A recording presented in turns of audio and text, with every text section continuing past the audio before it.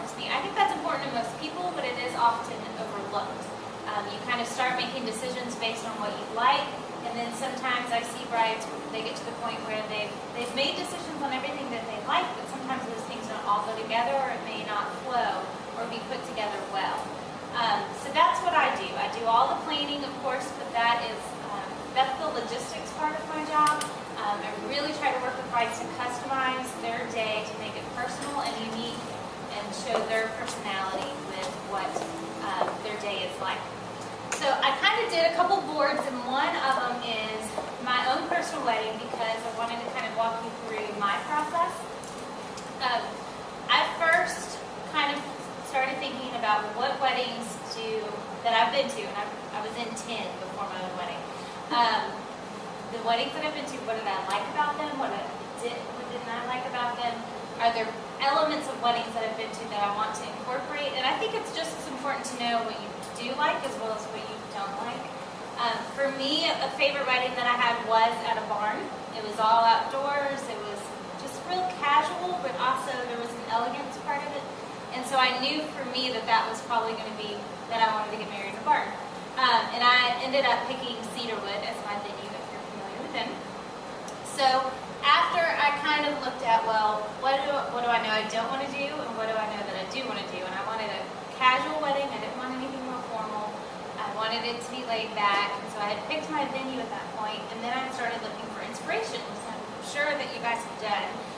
Of course, magazines are great for that. There's a really cool new tool out now, if you've heard of Pinterest. Have you guys heard of that? Okay. It's a fabulous tool for a lot of reasons. If you read the blogs, especially some of the big ones that do almost overpost, like they do like 5 or 6 posts a day, like Sounding Pretty does, it's hard to kind of keep up with that, at least I think so. So Pinterest is nice because you can visually collect things that you like and organize them. It's a way to organize your inspirations. So you can make an inspiration board, and we'll talk a little bit about what that is. So I would encourage you to use Pinterest, magazines, even interiors, decor, fashion, all of those things. You should be paying attention to stuff that you like so that you can start to define your style. And some of you guys might even be past that point. But as you're looking at those things, you'll start to probably recognize a pattern. And for me, I did. And it sounds kind of silly, but for me, I liked bird stuff. So I liked things that, and this was kind of before the bird home decor thing took off. This was like 2 years ago. So I just kept seeing myself gravitate towards, like my husband made a joke, like if it has a bird on it, you like it. You know, like that was what I liked for some reason. So one day it kind of hit me. I was like, well, I can use bird cages as centerpieces. Like, why not? That would be great. So I started looking for old ones, collecting them at antique stores, eBay, Etsy, all that stuff. And then I painted them myself, because the other thing I noticed is I was drawn to this one color, and it was aqua and teal, kind of an in-between. This is a great example of aqua, and it was more that color that I was drawn to, but a lot of times you see that with turquoise and teal, and people call those interchangeable things, which is also a very strong color.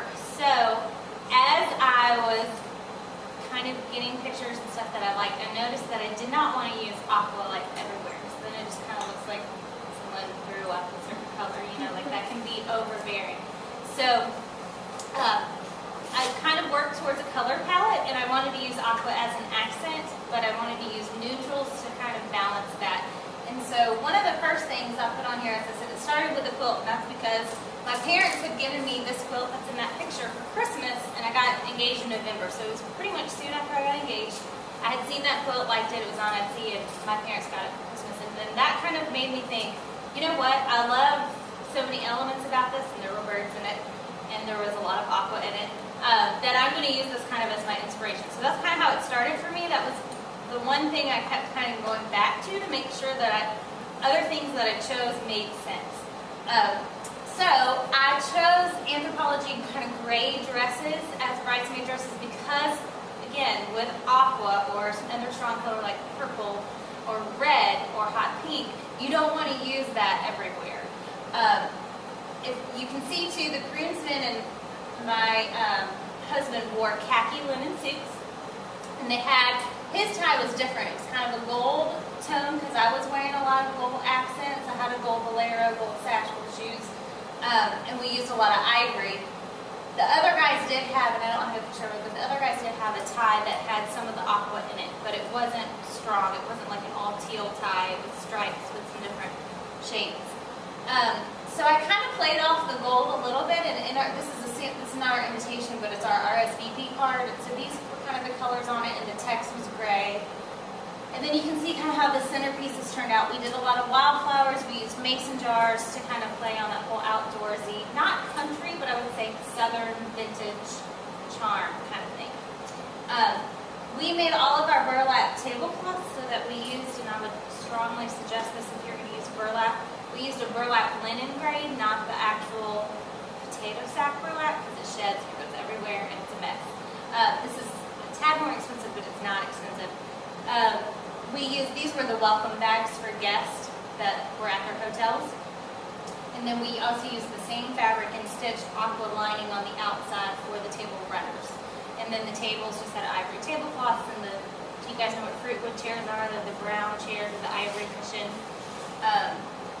So anyway, you can kind of, I think, hopefully get a feel for some of the elements that I used and how that sort of evolved.